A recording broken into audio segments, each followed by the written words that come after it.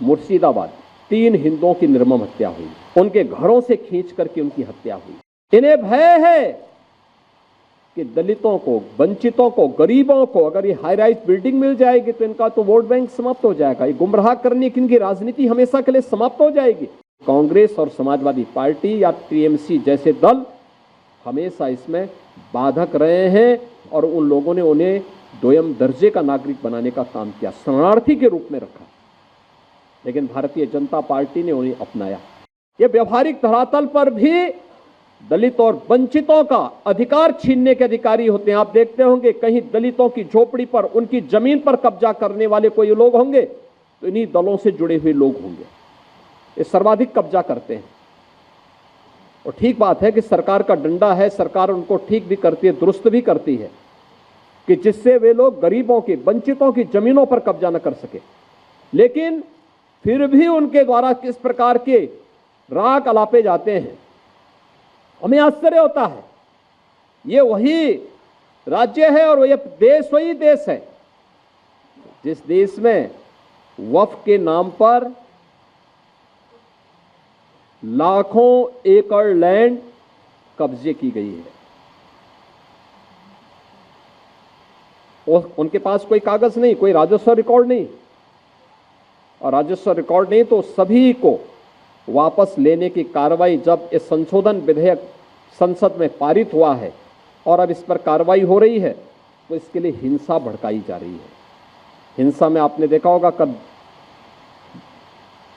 पश्चिमी बंगाल में मुर्शिदाबाद 3 हिंदुओं की निर्मम हत्या हुई, उनके घरों से खींच करके उनकी हत्या हुई। और ये सब कौन है? ये सभी वही दलित हैं, वही वंचित हैं, वही गरीब हिंदू हैं जिसको इस जमीन का सर्वाधिक लाभ मिलने वाला है, सर्वाधिक लाभ मिलने वाला है। ये लैंड राजस्व के रिकॉर्ड में फिर से आएगी तो एक गरीब भी हाई राइज बिल्डिंग का, मल्टी स्टोरी बिल्डिंग का लाभ उठा पाएगा, उसको भी वहां अच्छे फ्लैट सरकार बना करके उपलब्ध करवा देगी।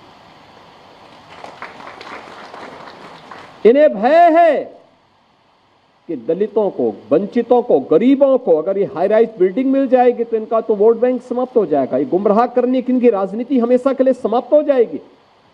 इसलिए लोग हिंसा भड़का रहे हैं, हिंसा का रास्ता अपना रहे हैं। आप देख रहे होंगे सिटीजनशिप अमेंडमेंट एक्ट पारित होने में जिसका लाभ सर्वाधिक पाकिस्तान, बांग्लादेश या अफगानिस्तान में जो वंचित हिंदू था, दलित हिंदू था, उनको भारत की नागरिकता देने का काम, जो किन्हीं कभी भी भारत में आए थे, 5 वर्ष पहले आए थे, उनको जब नागरिकता देने के कार्यक्रम को प्रधानमंत्री मोदी जी ने आगे बढ़ाया, इन्होंने पूरे देश के अंदर आंदोलन शुरू कर दिया, अभियान चालू कर दिया, बड़े बड़े आंदोलन किए, तोड़फोड़ की, आगजनी की।